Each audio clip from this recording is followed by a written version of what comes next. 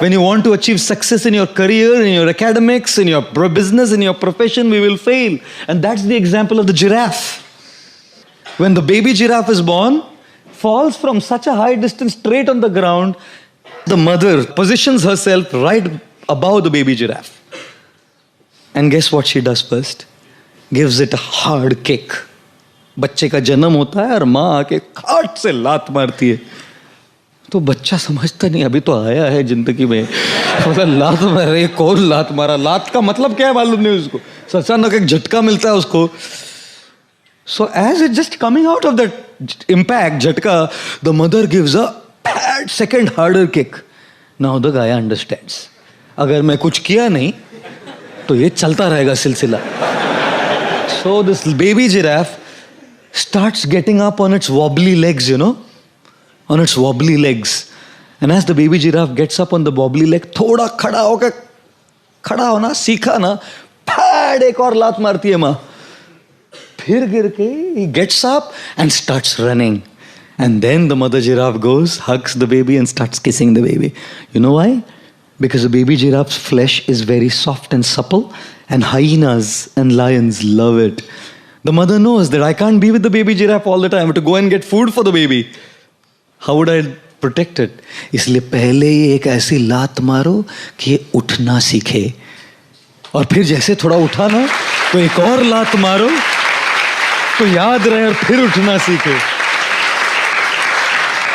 जिंदगी भी माँ मदर जिराफ जैसी है. कई बार लात मारती है. We fail. We should get up. And we'll fail again. We should get up. And like I always say, don't just go through life. Grow through life. It's quite amazing, isn't it? That when something's stuck in our tooth, the tongue just keeps going to that tooth. Until unless that stuff is out of our tooth, it just keeps going there. Now, there's 31 other teeth in our mouth. When nothing's stuck, the tongue can go there and say, hey, wow, look, there's nothing stuck here.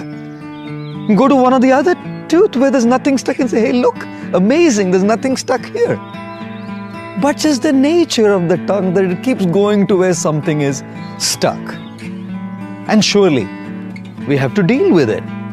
Whenever I travel in my handbag, I always have dental floss and a box of toothpicks with me. Just in case something is stuck, I have to take it out. Certainly, we have to deal with it.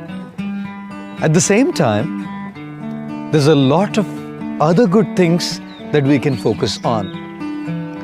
Ladies and gentlemen, it's not just the nature of the tongue. Isn't it the nature of the mind as well? When there is a problem, an issue stuck in a certain area of our life, the mind keeps going to that problem and just gets stuck into the negativity of trying to deal with it. But there's 31, or shall I say many, many more, good things happening in so many different areas of our life where there's no problems, no issues stuck. Yet, the mind only keeps going to those areas where there are problems. It is necessary, therefore, for all of us that we focus on the good that is happening in our life and deal with the bad or the problems that are happening in our life. Let us not consume our minds with negativity. Let us consume our minds with positivity. Focus on the positive and deal with the negative. Most often, if not always, our lives seem to be out of balance. And when lives are out of balance, it makes us very irritable. You know, when we drive a car, we always drive a car and a car has four wheels. A rhetorical thing to say, isn't it? You drive a car on these four wheels, and these four wheels in the car of life represent first wheel, your personal life, your health, your mind, yourself, the things that you love to do, the things that you would want to do, not have to do. Most times we live a life of have to do. I have to study, I have to work, I have to pay my bills, I have to pay the taxes, I have to do this and I have to do that. I have to go for this social function. I don't have a choice. I have to. Where did the love to go? We just end up living a life of have-tos and have forgot about our own selves. By subscribing to the pressures that come from all fronts in our lives, we've forgotten to live our own lives. We don't have time to unwind. We don't have time to spend with our own selves. We don't have time to be with nature and take a deep breath and just relish the crispness of the air. We don't have the time to do all of that, especially in a metropolitan city like this. When the pressures are so high and the pace is so fast, we just don't have time for ourselves, ladies and gentlemen. And that's one car, one wheel of our car, isn't it? Personal life. Our health, for instance. Such an important thing. But at the cost of just running, we forget to pay attention to our own health. The second wheel of the car is family life. Demands attention, isn't it? Your personal life demands attention. Your family life demands attention, isn't it? Before marriage, when you are in love, they call it a crush, isn't it? But after marriage, all that is left is Candy Crush. All the crushes are gone and all that you're left with is a Candy Crush. Just keep playing Candy Crush. And all the headaches coming from all the pressures. One lady went to a doctor and the doctor said, "How's your headache, madam?" She said, "He's out of town." Gosh, I must tell you. Demands a lot of attention. Your personal life, the first tire, do you have one? Do you have a personal life is my question. Do you have time for your health? Even in my hectic schedule, I have made 5 days of exercise here still. In all the lectures and all the talks and everywhere I go, because that's what's going to keep me going.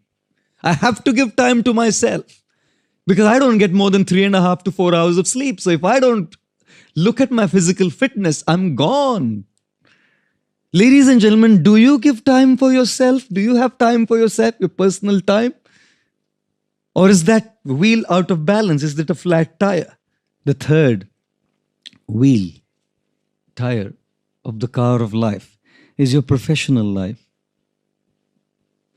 Your personal life needs attention. Your family life needs attention. Your professional life needs attention. And the fourth is your social life. Your friends. People around you, your colleagues. Those relationships that matter a lot to you. Those people who would support you in time of need. Because to your spouses, to your family, you could speak a little. Sometimes certain things are not always confided with just blood relationships. You need that social side. People to whom you can speak. Open up your heart. How often do we just carry this baggage of stress and load, anxiety and worry in our heads, lugging it all around as baggage? There's a social side to our life. Our friends, I've had those moments where I've snapped, even as a monk, because I'm a human being. Just because I put these robes of a monk doesn't mean I've become, a celestial angel. I'm still a human being. When one of those tires is out of order, if I haven't slept well, if my health is out of place, I'm going to snap out. You carry work pressures at home, you carry home pressures at work. Ladies and gentlemen, irritability is a symptom of an out of balance life.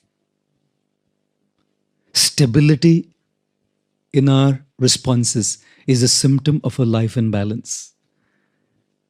We are irritable, we snap, we react at the drop of a hat for trivia just because we are out of balance. People who have a balanced life know how to handle pressure. People whose lives are not balanced sink under pressure and get so irritable at little things, they just kind of snap off.